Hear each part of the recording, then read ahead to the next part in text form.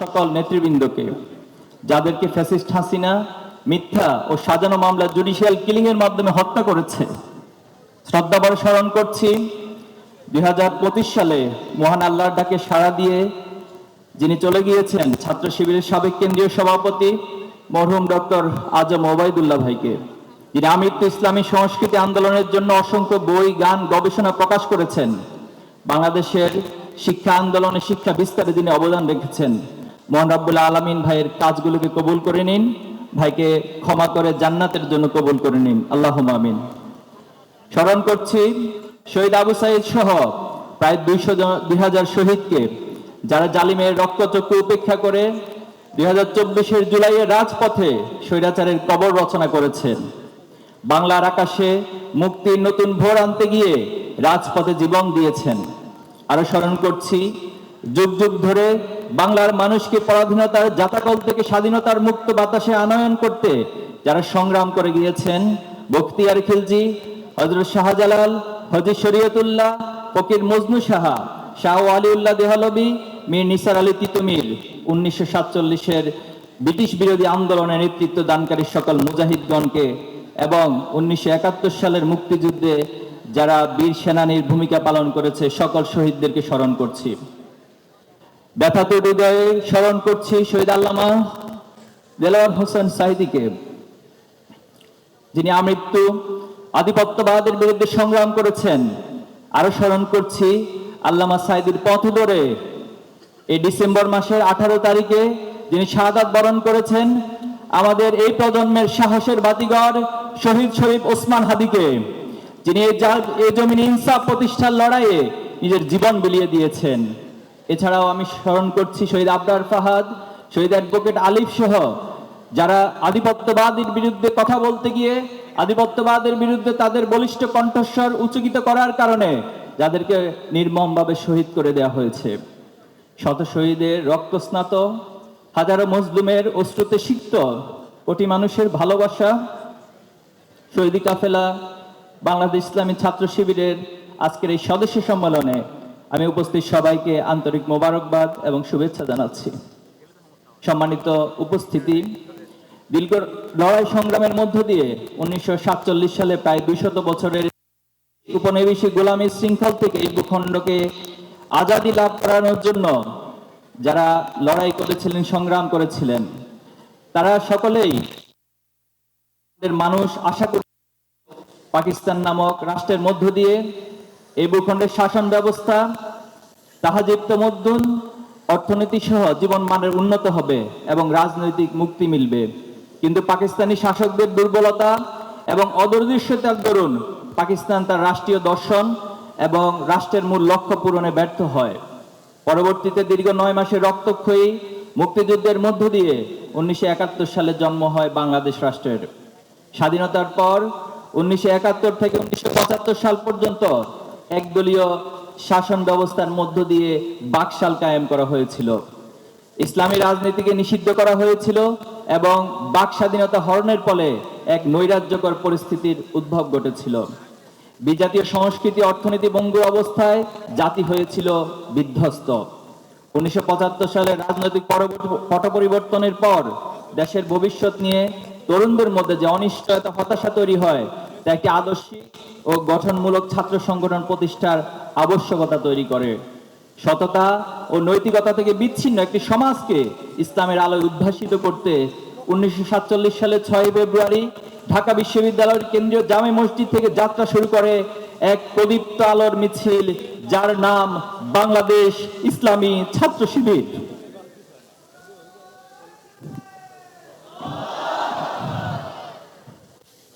সম্মানিত উপস্থিতি, আজাদীর লড়াইয়ে 47 থেকে 71, 71 থেকে 24 প্রতিটি আন্দোলনের রাজনৈতিক পট পরিবর্তন হলেও অর্থনৈতিক বৈষম্য, দুর্নীতি, জবাবদিহিতার অভাবে প্রত্যাশা প্রাপ্তির বিশাল ফারাক রয়ে গিয়েছে।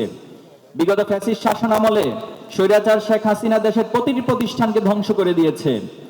নির্বাচন করা কারচুপির এক মহা উৎসব তৈরি করেছিল। ভোটাধিকার থেকে বঞ্চিত করা হয়েছিল তরুণ প্রজন্মকে।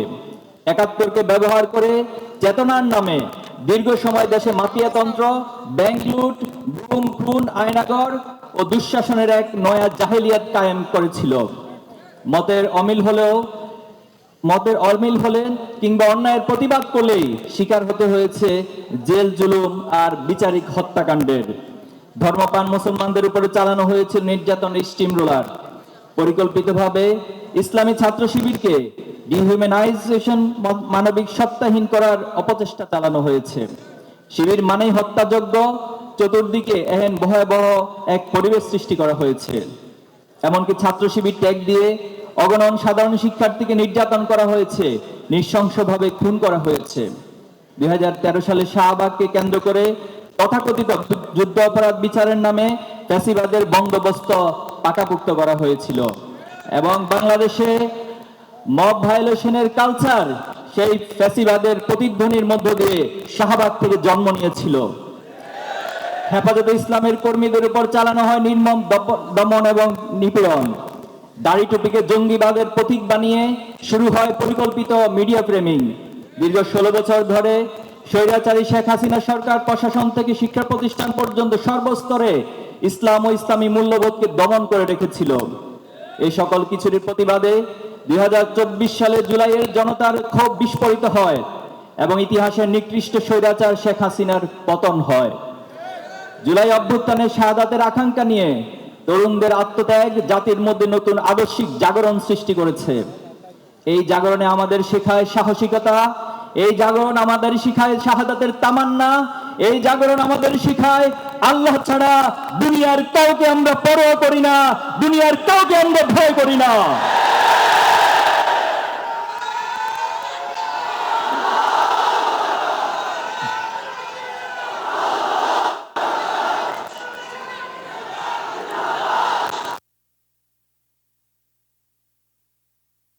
বাংলাদেশ এক অপার সম্ভাবনাময়ী দেশ।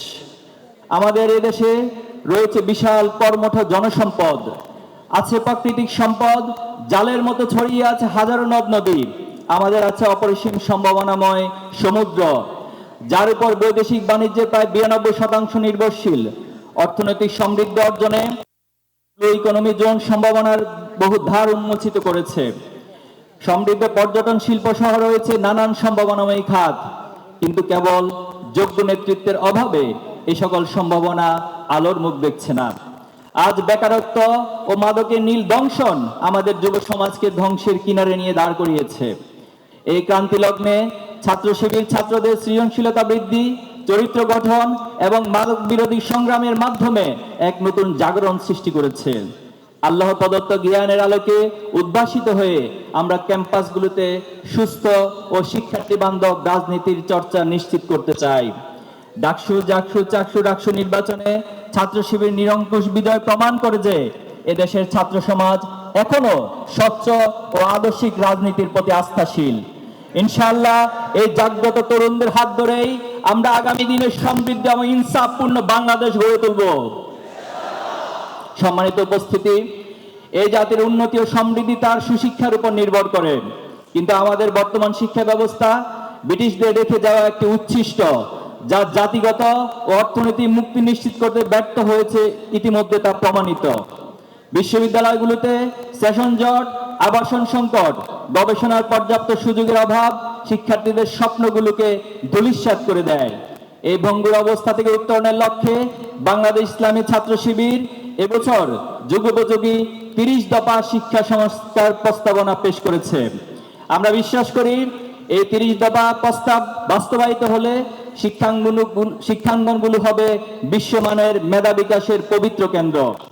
আমরা সংশ্লিষ্ট সকলের প্রতি এই প্রস্তাবনা বাস্তবায়নের কার্যকর পদক্ষেপ গ্রহণের জন্য উদাত্ত আহ্বান জানাচ্ছি। সম্মানিত উপস্থিতি, আপনারা জানেন ছাত্র শিবিরের দীর্ঘ 48 বছরের পথ চলায় শত শহীদের রক্তে এই জমিন সিক্ত হয়েছে। আমাদের 234-এর অধিক ভাইদেরকে শহীদ করা হয়েছে, গুম করা হয়েছে শত শত ভাইদেরকে। ইসলামী বিশ্ববিদ্যালয়ের সদস্য ওয়ালিউল্লাহ আল মুকাদ্দেস ভাই সহ 7 জন ভাই এখনো ফিরে আসেনি। শারীরিকভাবে পঙ্গু করে দেওয়া হয়েছে আমাদের শত শত ভাইদেরকে। হেন কোনো পন্থা নেই যা আমাদের উপর প্রয়োগ করা হয়নি, কিন্তু তারা এত সব প্রতিকূলতা তৈরি করেও আমাদের সত্য সুন্দরের আহ্বানকে থামিয়ে দিতে পারেনি। মহান আল্লাহ তাআলা তার কোরআনে ঘোষণা করেছেন, ইউরিদুনা লিউতফিউ নূরাল্লাহি বিআফওয়াহিহিম ওয়াল্লাহু মুতিম্মু নূরিহি ওয়ালাউ কারিহাল কাফিরুন। কাফেররা যত অপছন্দ করুক না কেন, আল্লাহ তাআলা তার নূরকে এ জমিনে প্রজ্বলিত করেছেন।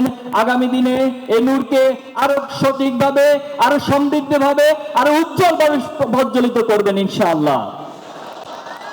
সম্মানিত উপস্থিতি, ইসলামী ছাত্র শিবির বাংলাদেশে প্রচলিত তথাকথিত লেজুর ভিত্তিক রাজনীতির বিপরীতে কোরআন ক্লাস, হাদিস পাঠ, পাঠচক্র, শিক্ষা শিবির, শিক্ষা বৈঠক, শব্দদারি, পাঠাগার প্রতিষ্ঠা, রচনা বক্তৃতা প্রতিযোগিতা, বিতর্ক প্রতিযোগিতা, সাধারণ জ্ঞানের আসর, সাহিত্য সভা সহ বহুমুখী কার্যক্রম নিয়মিতভাবে চালিয়ে যাচ্ছে। বিভিন্ন স্কুল, কলেজ ও বিশ্ববিদ্যালয় নবাগত সংবর্ধনা, কৃতি শিক্ষার্থী সংবর্ধনা, শিক্ষাবৃত্তি প্রদান, শীতবস্ত্র উপহার প্রদান, শিক্ষা উপকরণ উপহার প্রদান, বিনামূল্যে রক্তদান, বৃক্ষরোপণ, অদম্য মেধাবী ও প্রতিবন্ধীদের বৃত্তি প্রদান সহ নানান কর্মসূচি পালন করছে। যুগের সাথে তাল মিলিয়ে বাংলাদেশকে বিশ্বের দরবারে প্রতিযোগিতায় এগিয়ে নিতে science fest, robotics fest, business carnival, research conference, meet the billions, meet with future scientist এবং বিভিন্ন পোস্টার প্রেজেন্টেশন সহ নানানমুখী ক্রিয়েটিভ প্রোগ্রাম পরিচালনা করছে। এর মাধ্যমে ছাত্র শিবির ছাত্র সমাজের মাঝে ইতিবাচক সাড়া জাগাতে সক্ষম হয়েছে আলহামদুলিল্লাহ। সংগ্রামী ভাইয়েরা, আমরা এমন একটি সময় এই সদস্য সম্মেলনে উপস্থিত হয়েছি যখন আমাদের ফিলিস্তিন ভাই এবং বোনেরা সন্ত্রাসী ও বর্বর ইসরায়েলি বাহিনীর বোমা হামলায় প্রতিনিয়ত শাহাদাতের নাজরানা পেশ করছে। শাহাদাত হয়ে উঠেছে যেন তাদের নিত্য সঙ্গী। এখন পর্যন্ত 70,000-এর উপরে নিরীহ ফিলিস্তিনকে শহীদ করা হয়েছে। আহতদের সংখ্যা প্রায় 2.25 লক্ষেরও বেশি। এর মধ্যে একটি উল্লেখযোগ্য অংশ হলো নারী এবং শিশু। ক্ষুধা তাড়নায় মৃত্যুর জন্য অপেক্ষা করছে। তাদের দোয়ায় আল্লাহ তাআলার আরশ আর্তনাদে কেঁপে উঠছে। তারা বলছে, রব্বানা আখরিজনা মিন হাযিহিল ক্বরিয়াতিজ যালিমিনা আহলুহা ওয়াজআল লানা মিন লাদুনকা ওয়ালিয়্যান ওয়াজআল লানা মিন লাদুনকা নাসীরা। সম্মানিত উপস্থিতি, কিন্তু পৃথিবীর সব মোড়ল শক্তিধর দেশগুলো আজ নিশ্চুপ। আজ আমাদের দেশে মায়ানমারের রোহিঙ্গা মুসলমানরা তাদের দেশ থেকে বিতাড়িত হয়ে অধিকার বঞ্চিত হয়ে আছেন। এছাড়া ভারতের কাশ্মীর, চীনের উইগুর সহ পৃথিবীর প্রতিটি প্রান্তে আজ নিষ্পেষিত জীবন যাপন করছে মুসলমানরা। আফ্রিকার দেশ সুদানেও সম্প্রতি যুদ্ধের ভয়াবহ মানবিক বিপর্যয় সংঘটিত হয়েছে। মুসলিম বিশ্বের শাসকরা পশ্চিমা শক্তির গোলামি করতে গিয়ে মুখে কলুপ এঁটে দিয়েছে। মানবতার এই ক্রান্তি লগ্নে আজ মুসলিমদের জেগে ওঠা অনেক বেশি প্রয়োজন। প্রিয় উপস্থিতি, শহীদের রেখে যাওয়া আমানত হচ্ছে আমাদের এই কাঙ্ক্ষিত বর্তমান উন্মুক্ত দাওয়াতি পরিবেশ। ইসলামী আন্দোলনের এই জমিনকে বুকের তাজা রক্ত ঢেলে উর্বর করে গিয়েছেন আমাদের শহীদরা। তাদের সিলসিলা রেখে যাওয়া আমানত যদি আমরা পূরণ করতে না পারি, তাহলে কিয়ামতের দিন আল্লাহর কাছে এর জন্য আমাদেরকে জবাবদিহি করতে হবে।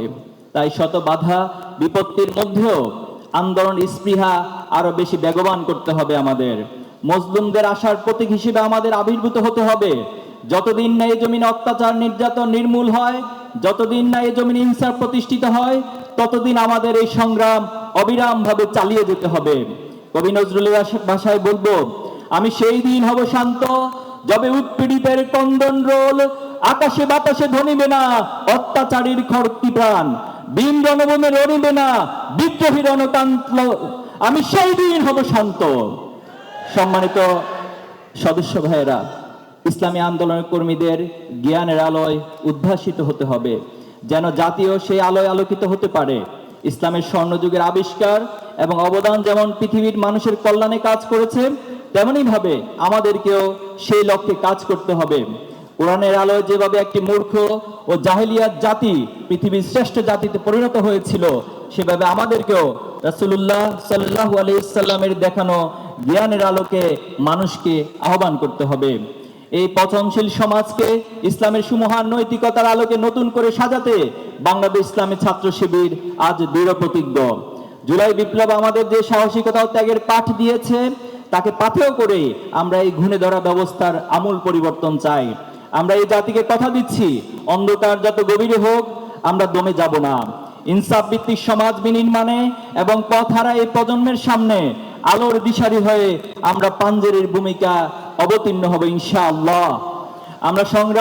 আমাদের এই সংগ্রাম চলতেই থাকবে যতক্ষণ না এই জমিনে আল্লাহর দিন প্রতিষ্ঠিত হচ্ছে এবং প্রতিটি মানুষ তার ন্যায্য অধিকার পাচ্ছে। প্রিয় সদস্য ভাইয়েরা, প্রিয় উপস্থিতি, এবছরের সদস্য সম্মেলনের স্লোগান ঠিক করা হয়েছে, জাহেলি আদার পেরিয়ে এসেছে দিন বদলের বাক, পৃথিবী আবার গড়তেই হবে নয়া আজাদির দাগ। জাহেলি আদার পেরিয়ে এসেছে দিন বদলের বাক, পৃথিবী আবার গড়তেই হবে নয়া আজাদির ডাক। জাহেলি আদার পেরিয়ে এসেছে দিন বদলের বাক, পৃথিবী আবার গড়তেই হবে নয়া আজাদির ডাক। এই স্লোগানের মাধ্যমে আমরা আপনাদের জানাতে চাই, ফ্যাসিবাদ আমাদের দেশে জুলুমতন্ত্র প্রতিষ্ঠা করেছিল, ইসলামী আন্দোলনের কর্মীদের উপর অমানসিক নির্যাতন চালিয়ে শেষ করতে চেয়েছিল, কিন্তু সে আদার মহান রব কাটিয়ে দিয়েছেন। সমাজে ইনসাফ প্রতিষ্ঠার সুযোগ পেয়েছি আমরা। এখন যদি শক্ত হয়ে দাঁড়াতে পারি তবে মানুষকে আজাদির স্বাদ দিতে পারবো ইনশাআল্লাহ। সম্মানিত উপস্থিতি, পরিশেষে আজকের এই কেন্দ্রীয় সদস্য সম্মেলন 2025-এ আগত সম্মানিত অতিথিবৃন্দ, প্রিয় দায়িত্বশীল ও সদস্য ভাইদের প্রতি কৃতজ্ঞতা জানাচ্ছি। আশা করছি আপনাদের সবার আন্তরিক অংশগ্রহণের মাধ্যমে আমাদের এই সম্মেলন সফল ও সার্থক হবে ইনশাআল্লাহ।